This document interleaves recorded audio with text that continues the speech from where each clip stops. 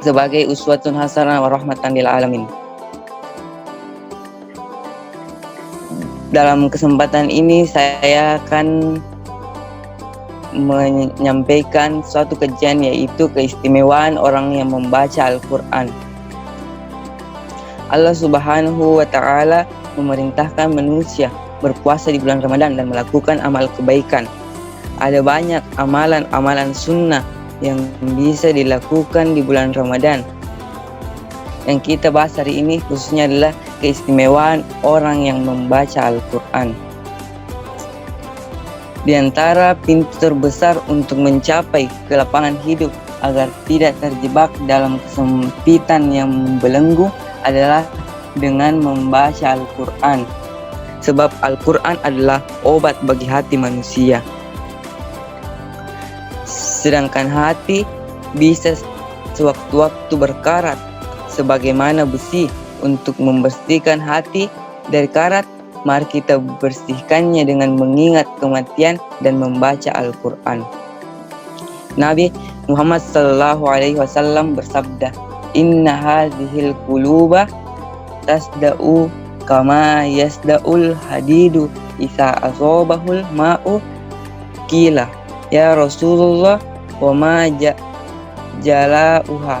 Qala, "Kasratu zikril mauti wa tilawatil Qur'an."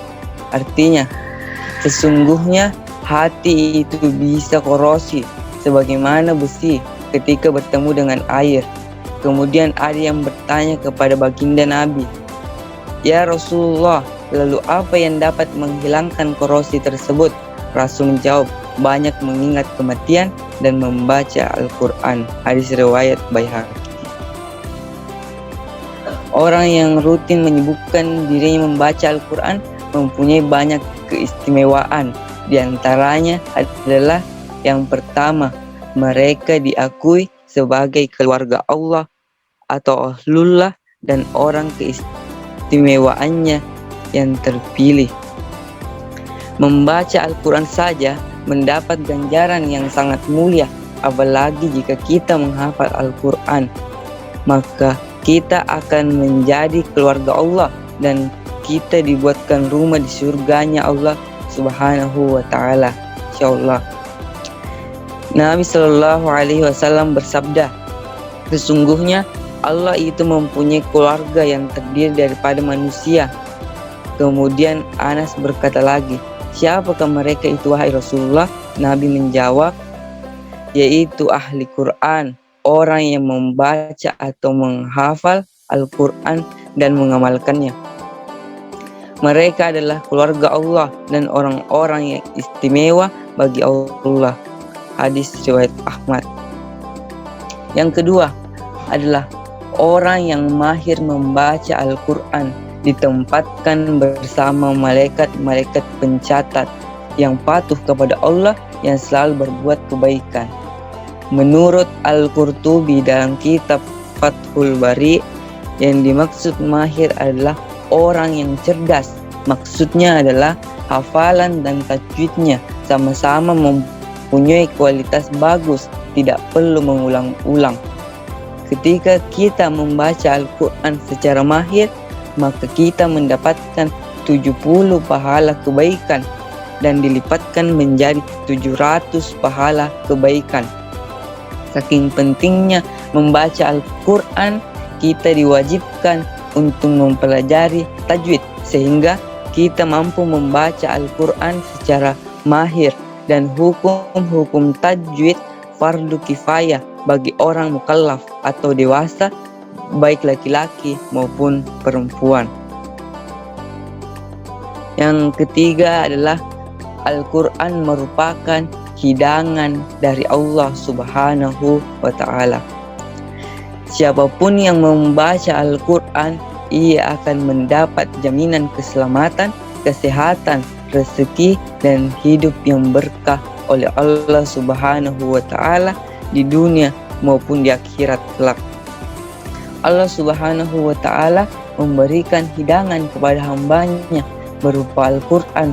Tinggal kita menerimanya, apakah kita ingin membacanya ataukah ingin menyimpannya saja. Yang keempat itu adalah rumah yang dibuat untuk membaca Al-Quran karena dihadiri malaikat. Penghuni rumah akan merasakan bahwa rumahnya menjadi luas. Ketika kita membuat rumah, maka kita disunnahkan untuk meniatkan ketika rumah kita jadi, kita akan membaca Al-Quran agar rumah kita dihadiri oleh para malaikat-malaikat Allah, dan penghuni rumah juga merasakan bahwa rumahnya menjadi luas dan tentram.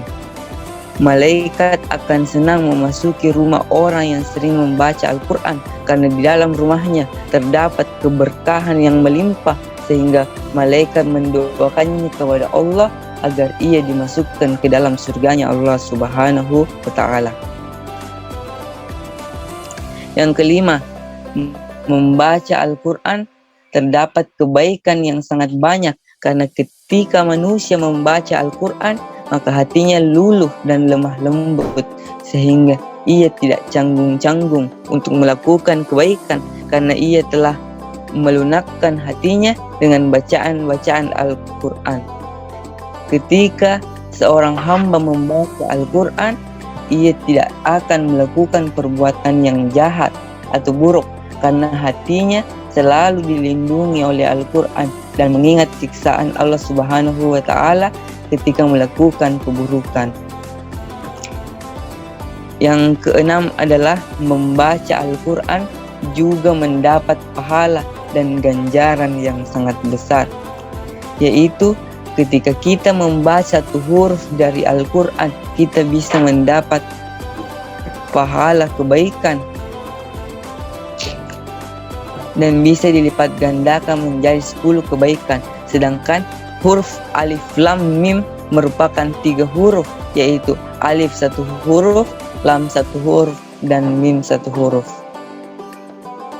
Yang ketujuh, yaitu membaca Al-Quran bisa menjadi obat hati. Allah Subhanahu wa Ta'ala telah menurunkan Al-Quran untuk sebagai obat dari penyakit manusia di dunia. Ketika kita mempunyai penyakit lalu kita membaca Al-Quran, maka penyakit yang kita alami akan berangsur-angsur sembuh. Tetapi ketika kita telah membaca Al-Quran lalu penyakit kita belum sembuh, berarti Allah Subhanahu wa Ta'ala masih ingin menggugurkan dosa kita dengan memberikan ujian, yaitu penyakit. Yang kedelapan, membaca Al-Quran dapat bermanfaat bagi orang yang membaca maupun kedua orang tuanya. Ketika kita membaca Al-Quran, orang tua kita juga mendapat pahala dari bacaan Al-Quran kita. Kita boleh mengirimkan bacaan Al-Quran kita kepada orang tua kita yang sudah meninggal agar mereka mendapat pahala dan kita membacanya pun mendapat pahala. Dan kita juga boleh mengirimkan bacaan Al-Quran kita kepada orang tua kita yang masih hidup agar mereka tetap sehat, selamat, rezekinya lancar, bahkan sisa umurnya diberkahi oleh Allah Subhanahu wa Ta'ala. Yang kesembilan, yaitu pembaca Al-Quran tidak akan merasa ngeri saat terjadi kegentingan hari kiamat. Maksudnya adalah ketika hari kiamat terjadi, kita tidak perlu khawatir lagi dengan kehilangan ayat-ayat Al-Quran dalam mushaf, karena kita telah banyak membaca Al-Quran pada masa ayat-ayat Al-Quran masih terlihat dalam mushaf. Yang terakhir, yang ke-10 adalah Al-Quran akan memberikan syafaat atau pertolongan kepada ahlinya atau orang yang biasa membacanya. Ketika kita sering membaca Al-Quran lalu kita meninggal di alam barzakh atau alam kubur, Al-Quran akan menjelma menjadi 2 pemuda yang sangat putih sebagai sahabat kita untuk menemani kita di alam kubur. Al-Quran juga sebagai penerang bagi alam kubur kita dan sahabat jelmaan Al-Quran kita, menolong kita dari siksaan malaikat mungkar dan nakir ketika kita akan dicambuk atas kesalahan yang kita berbuat semasa hidup di dunia, sahabat jelmaan Al-Quran kita berkata, "Jangan cambuk dia, sesungguhnya dia telah membacaku ketika ia hidup di dunia."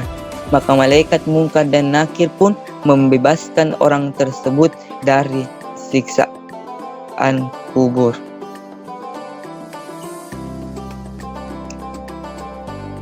Kata-kata Utsman bin Affan tentang Al-Quran. Sejarah telah mencatat kalimat-kalimat penuh hikmah dari Utsman bertutur tentang Al-Quran. Ia berkata, "Jika hati kita suci, maka ia tidak akan pernah puas dari kalam Rabb-Nya." Beliau juga mengatakan bahwa sesungguhnya aku membenci satu hari berlalu tanpa melihat atau membaca Al-Quran. Utsman bin Affan radhiyallahu anhu mengatakan, "Bagian dunia yang kucintai ada 3, mengenyangkan orang yang lapar, memberi pakaian mereka kepada orang yang tak punya, dan membaca Al-Quran."